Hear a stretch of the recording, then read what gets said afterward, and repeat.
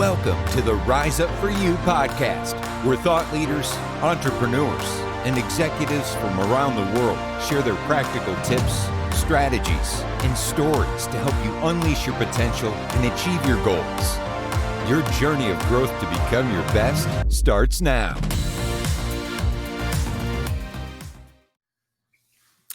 Welcome to the Rise Up For You podcast, everybody. My name is Natalina Nasruddin. I am your host and the founder of Rise Up For You. And it is such an honor to be here again, to have an amazing thought leader and expert with us today. It's going to be a fantastic episode. Please help me welcome from your car, wherever you are in the world, Megan Miller. Thank you so much for joining us today. My friend, I am so excited to be here with you. Looking fabulous. I know we're about to have a great conversation. And I should have asked you this. We were just together earlier today. I had you on my podcast, Attention to Intention. So many great nuggets you shared. And I kept calling you Nada. Do you prefer Nada Lena? I didn't even ask you. How rude. No, it's all good. I prefer Netta. Lena is my middle name for everyone that's listening, because I get this asked a lot, actually. So my first name is Netta, my middle name is Lena, and then my last name is Nasruddin. So the full name is Natalina Nasruddin, but you can call me Netta, which is not a problem. Netta like feta cheese. Everyone listening, Netta like feta. Netta like, and hey, I knew I loved you, and I love you even more now with that, because I love myself some feta cheese. Yeah, and I'm Middle Eastern, so it should be really easy for you to remember. Is it a family name? Lena or Netta? Netta. Does it have a family history to it? It's a Middle Eastern name, so most Nettas that I know are, Lebanese. They're from the Arab culture, or there's a lot of Persians that are named Netta as well. But it is a Middle Eastern name. And in Lebanon or in Arabic, Netta means the morning mist, like the dewdrops on like the rose petals. And in the Persian culture, Netta actually means the voice or the calling, which I happen to really like that definition. Tell me that's not a little serendipitous full circle moment right there. Awesome. Well, Megan, it really is an honor to have you here. I always like to start off the episode by letting the audience get to know our guest in your own words. So I always say, brag a little bit. Let's practice some self-promotion. Everyone listening, you're going to see it here live. So tell us a little bit about yourself and all the cool stuff that you're up to. Yeah, thank you for that. Boy, self-promotion, it's something that I struggle with. And I think you see people and you think everybody has it all together but you. But I'm here to tell you, my friends, I struggle with a lot of the demons up here that you all do. So a little bit about me. I'm an intentional living expert that is out there preaching to the rooftops, to organizations and associations, that exhaustion is not a status symbol. I was addicted to achieving for 15 years and I didn't even realize it. So I am out there preaching the power of these micro steps to change the common denominator in your life that you've never been taught who and how to talk to, and that's you. And when you do that, the ripple impact in your life is just so huge. I am happy to say we've delivered that message to over 2,000 audience members globally, and we have a 98% audience approval rating. I think in this world that we're living in, we are just so hungry for human connection. Enough with the robotic culture. Yeah. Let's just be seen, right? Mask down, human first. So we're preaching that through speaking engagements virtually and in person. I also have a podcast, Attention to Intention, which speaks to beautiful humans like you, talking about our journeys. I have a book out, an Amazon International bestseller. I know you are also a beautiful author. My friend, Voices of the 21st Century, Women Transforming the World, which is the power of sharing our story. So you can find out more on this movement, where you can get it connected, on megan-miller.com. I love that. Thank you for sharing that. And Megan, I think my puppy might have a little crush on you, because I have done 5 episodes and he did not jump on this couch until he heard your voice. Girl, I'm going to have to come see you in Vegas so I can give that doggy a big hug in person. I'm a huge animal lover, and I feel like animals just know. Don't you? I do. And for anyone listening, maybe in your car, my puppy has jumped on the couch to be a part of the podcast and to get some airtime. And if you're watching the YouTube video, then you can see this little guy. His name is Jabo. So Megan, I want to talk a little, what you said is so important. And you're right. We live in this culture of busy, busy, busy. And to me, like, busy blocks you from your blessings. It's like straight up. Busy blocks you from your blessings. And so we live in this world where it's like a badge of honor. Like, I am so busy, or I am so, like, I got so much going on. And in my head, my response is always like, tell me somebody who doesn't have a lot going on. Your whole life, you have a lot going on. But I think it's really important, like you said, to be intentional with your time Mm. and your values, and understand, like, how do I build a life that's fulfilling, that feels good to me, that isn't bogged down in like autopilot mode, right? Like, I wake up, I go to work, I do this, and I'm busy, busy, busy, busy, busy, and then I go to sleep. And I hear this all the time. It's like, oh, sweetheart, I don't have time for that. I wake up, go to work, pick up my kids, and then I go back to sleep, and I start it all over again. And I'm like, is that really, not knocking it, but there's so much more to the world. Mm. So I'm curious for you, how did you recognize, you said after 15 years, you realized that, you were constantly go, go, go, go, go. How did you recognize after 15 years that, like, I have to make a shift. This isn't working Yeah. for Yeah. I love how you said busy blocks you of your blessings. Girl, we should put that on a t-shirt. me. That Right? Good.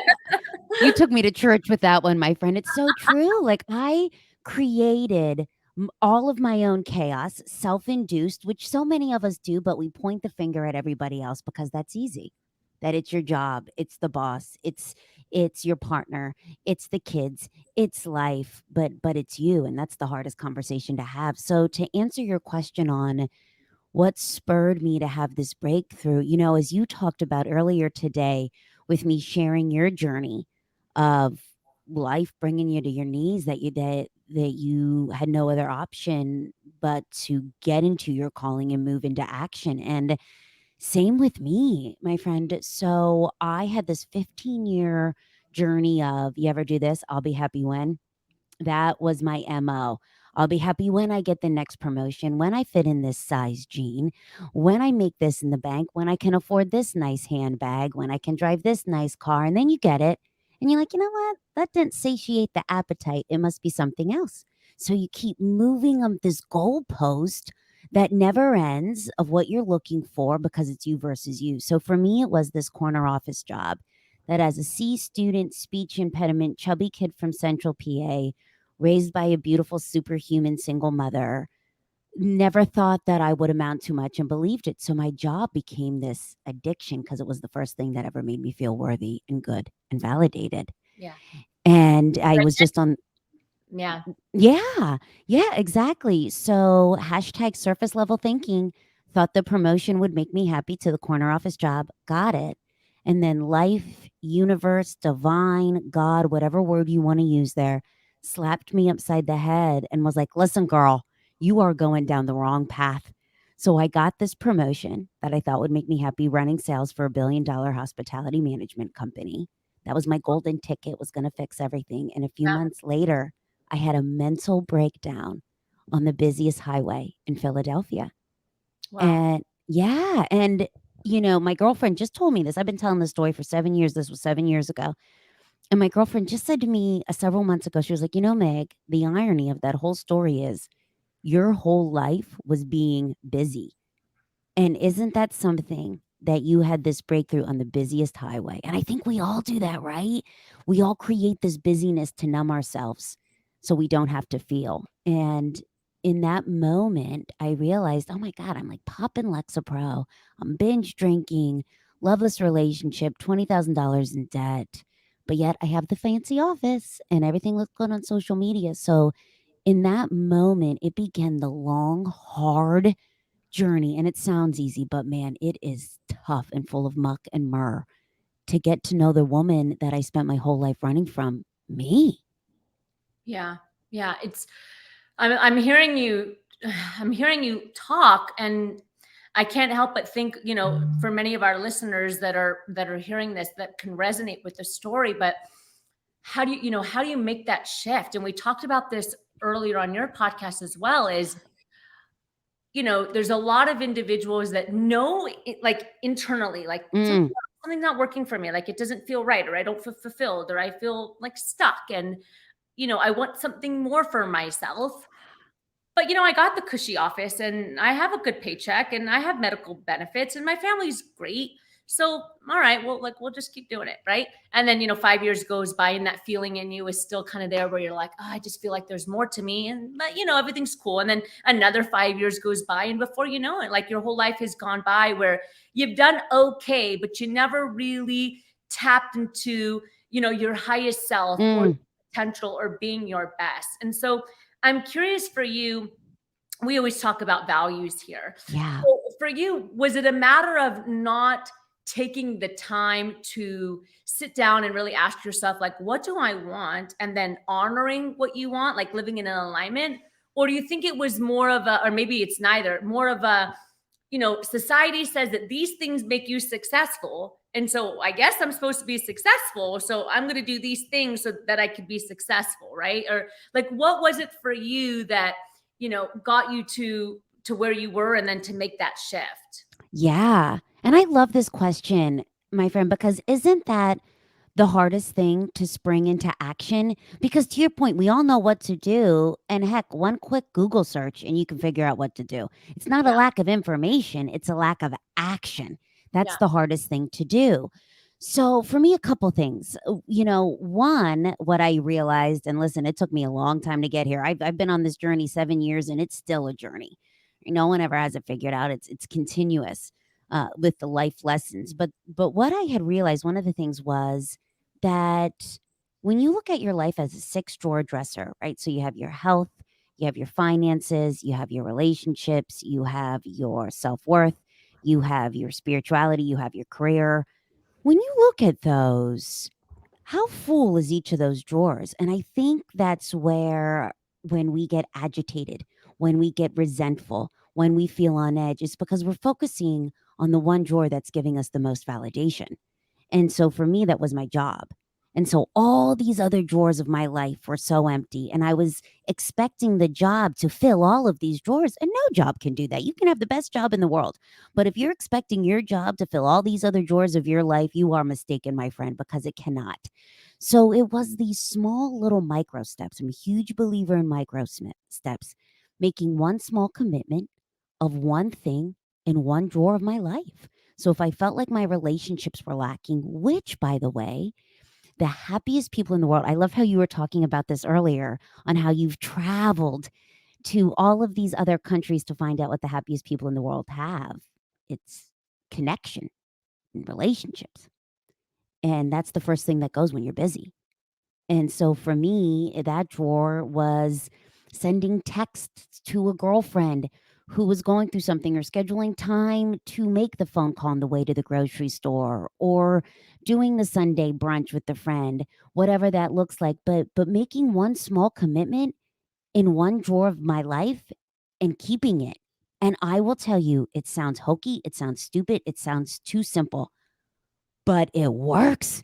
And that is how I slowly began to get to know myself. And here's the other really interesting thing, it changed how I was reading the emails, it changed how I was showing up at the dining room table, it changed how I was sitting in traffic. All of those things that used to just skits me out and set me off edge weren't anymore, because I was making one small commitment in one drawer of my life and I was keeping it. And that's it. But you say something that's really important that is really difficult, and that's that you were keeping it. And I had the honor of talking to John Assaraf. So if anybody knows who that is, he's quite established in like neuroscience and the Mm, professional development space. And he said something that I can't stop thinking about. That are you interested or are you committed? mm, Are you interested or are you committed? And so the thing that I'm hearing you say that is really the defining factor is that you stuck to it, right? Like you said, I'm going to do these things, but I'm going to do it. Like I'm going to keep doing it. And I think, that can be challenging for people. I see this all the time, and I'm sure you do too. No different than goals, right? These are all the goals that I have. These are all the strategies that I'm going to implement, right? I got it all down. I know what I'm going to do, but the drive and the meaning and the motivation to keep doing it consistently so that you can see the transformation is really where that key is. And I'm sure it's a challenge. I'm sure it was a challenge for you, like maybe in the beginning, like it wasn't as consistent, and then you saw the benefits and you're like, I'm going to keep doing this. And now you built an amazing company that teaches this. But how do we teach individuals to actually commit to themselves, to say yes to them? Because so much of it is about saying yes. Like, we're not going to ditch our friends and our family. We're not going to let our family members and our work down, right? Like, if we commit to a meeting, we're going to show up because we said we're going to the meeting, right? But sometimes when it comes to our own meeting with ourselves, right? One-to-one meeting at the gym, or one meeting with self-care, or one-to-one, whatever it is, we're easy to like cancel, right? I'm going to cancel on myself. So how do you get people to realize that like you are important and committing to your growth and intentional living every day, like you talk about? I love this question. For anyone who might not be watching on video, I'm literally about ready to pop out of my seat like, yes, yes. Yes, Because it's so true. These things sound easy, right? Okay, make one promise, keep it. Okay, that sounds easy, but it's hard, it is. especially when life gets busy. The conversations that I keep having over and over again is I've gotten out of the habit. Mm, I think over COVID, when we were forced to be home, we found these beautiful little glimmers in life of reading the book, of taking the call with family to check in, of taking the walks. And now that we're busy, we stopped doing it. And when it's for you, to your point, my friend, when it's for you, it's the first thing that goes. So I always say, and you said this about motivation, we are sorely mistaken to think that we'll be motivated, because here's the thing, you're not going to want to feel like doing it. And going to the gym, nah, I'm busy.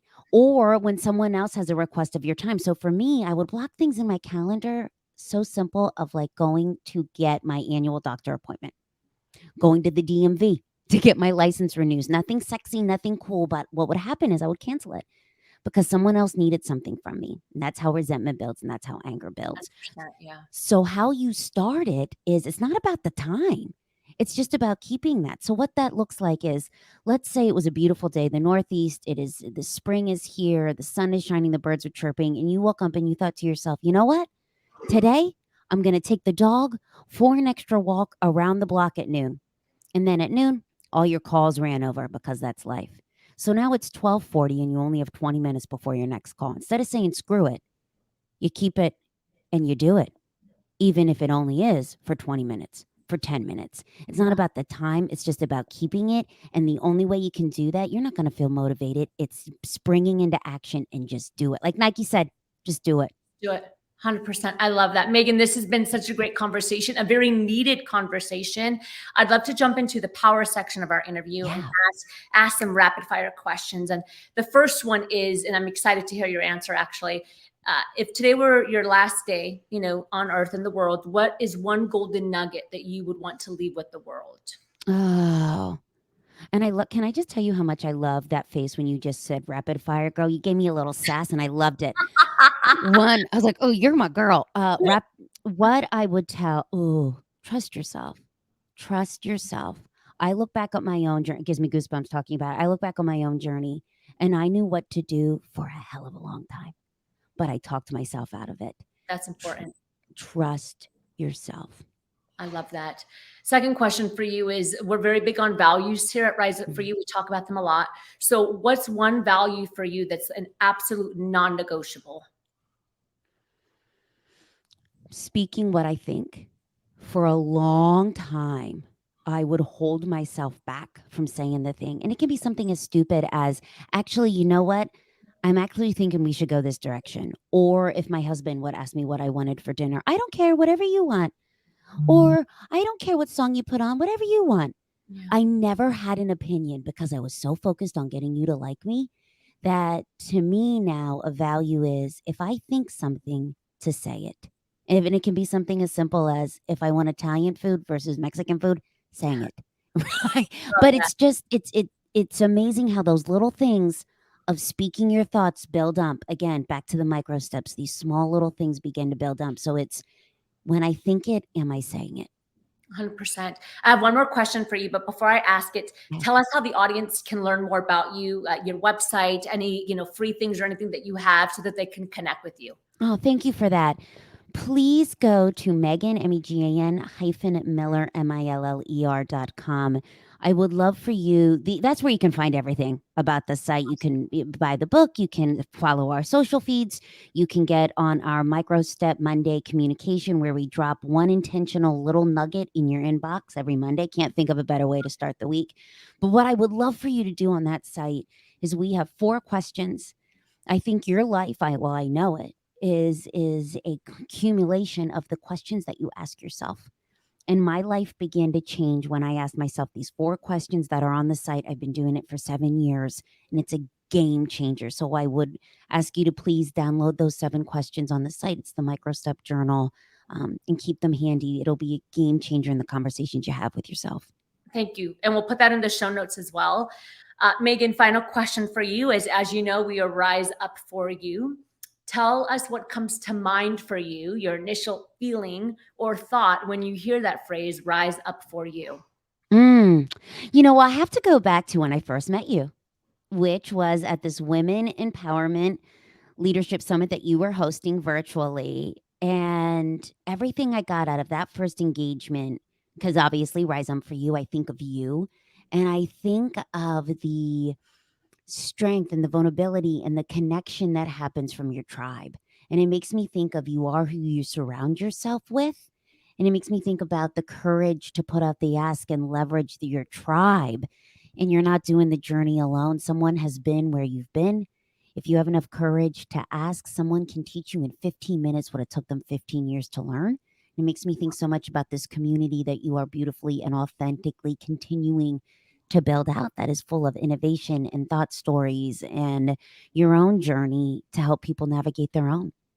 I love that. Megan, thank you so much for joining us today. It has been such a pleasure. Thank you for sharing your wisdom. Thank you, everyone, for joining us here on the Rise Up For You podcast. We are bringing you episodes every single week with amazing leaders, entrepreneurs, amazing individuals around the world that are really here just to serve you, to share, to empower, to educate, and to help you be your best, because you know what? The world needs you now more than ever. Thank you, everyone, for joining us. Thank you, Megan. Again, it's been a pleasure. Thank you.